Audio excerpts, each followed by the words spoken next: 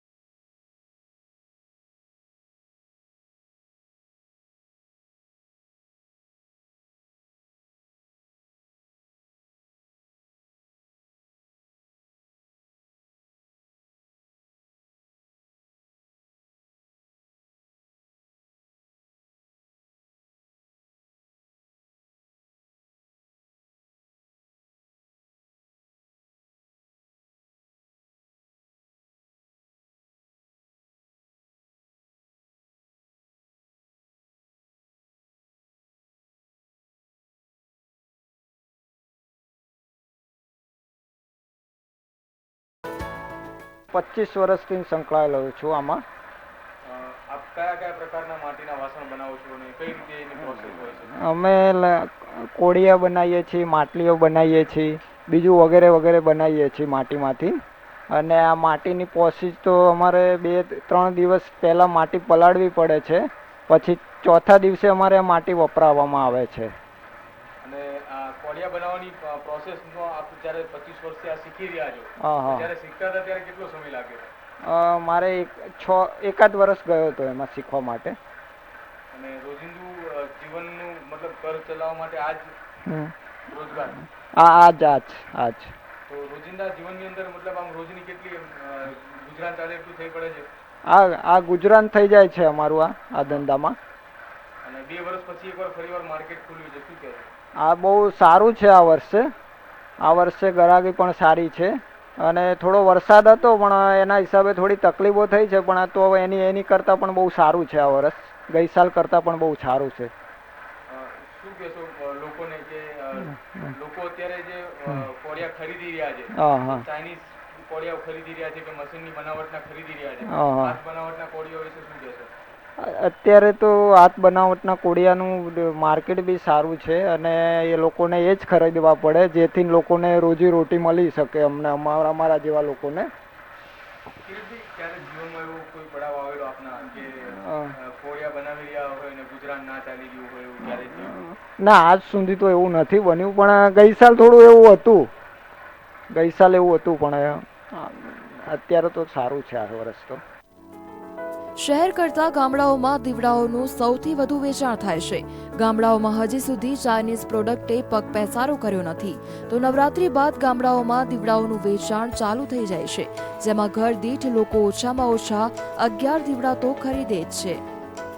હું તારો દીવો ને તું મારી રોશની, હું તારો દીવો ને તું મારી રોશની, તારા વિના દિવાળીની આ રોશની અધૂરી। દોસ્તો, આપણે આપણા જીવનની અંદર દિવાળીનો એક પર્વ જે ઉજવી રહ્યા છીએ તે અંધકારમાંથી ઉજાસ તરફ લઈ જવાનો આ પર્વ છે। આ પર્વ ઉપર એવા વ્યક્તિઓને કેવી રીતે ભૂલી શકાય કે જે અંધકારમાંથી ઉજાસ માટે હર હંમેશ તૈયાર હોય છે। એટલે કે માટીના જે કોડિયા બને છે કે જેની અંદર આપણે દિવાળીના તહેવારના દિવસે દીવો કરીએ છીએ, અને દીવો કરતાની સાથે એ અંધકારમાંથી જે પ્રકાશ ફેલાય છે તે પ્રકાશ ફેલાવનારનો જે પાયો છે તે પાયાને કેવી રીતે ભૂલી શકાય? તો આજે હું અમદાવાદના એક એવા વિસ્તારની અંદર પહોંચ્યો છું કે જે વિસ્તારની અંદર હાથ બનાવટી કોડિયા બની રહ્યા છે કે જે વર્ષોથી ચાલતી પરંપરા છે। અને હું જેની સાથે વાત કરવા જઈ રહ્યો છું તે પણ આજથી 50 થી 60 વર્ષ પહેલાથી એ કોડિયા બનાવતા આવ્યા છે અને હજી પણ તે કોડિયા બનાવી રહ્યા છે। હજી તે હાથ બનાવટી માટીની માટલીઓ પણ બનાવી રહ્યા છે। આપણે તેમની સાથે વાત કરીશું। દાદા, કેટલા વર્ષોથી આપ અહીંયા મહેનત કરી રહ્યા છો? કેટલા વર્ષોથી આપ આ સંઘર્ષ કરી રહ્યા છો? હું 60 વર્ષથી તો સંઘર્ષ કરું છું, છેલ્લા 60 વર્ષથી। બરાબર, હા। 60 વર્ષથી આ સંઘર્ષ કરી રહ્યા છો, સંઘર્ષ હજી કેટલો લાંબો? હવે જ્યાં સુધી આપણે ધંધો થાય ત્યાં સુધી કરવો પડે છે। ધંધો આપ કરી રહ્યા છો, આપ 10-12 વર્ષની ઉંમર હતી ત્યારથી આપ આ ધંધો કરી રહ્યા છો. આ દિવાળીનો માહોલ આવે છે દર વર્ષ કરતા આ વર્ષે દિવાળીની માહોલની અંદર કંઈક અલગ લાગી રહ્યું છે? હા, અલગ છે, થોડુંક સારું છે, ગરાકી પાણી સારા છે.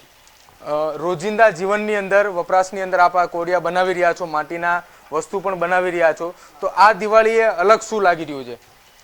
અલગ તો સાહેબ એવું છે ને કે ધંધા પાણી અત્યારે ચોમાસામાં વરસાદ બહુ થયો તો ઓછો ધંધો થયો છે, બીજું કશું નહીં.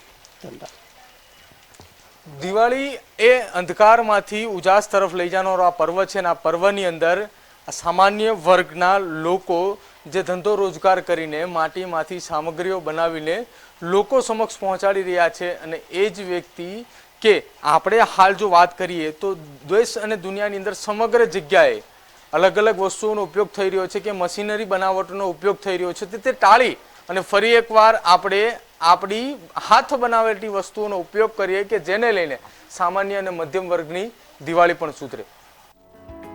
દીવડા તેમજ માટીની અન્ય ચીજવસ્તુઓ બનાવવા માટે કુંભારો લાલ માટી અને સફેદ ચિનાઈ માટીનો ઉપયોગ કરે છે, તો દીવડા બનાવવા માટેની માટી સ્ત્રીઓ જ તૈયાર કરે છે, જ્યારે પુરુષો ચાક પર વિવિધ વસ્તુઓ બનાવે છે અને રોજનો 12 કલાક કામ કરીને તેઓ એક દિવસના 500 થી 700 દીવડાઓ બનાવી નાખે છે. Bureau report, bulletin India.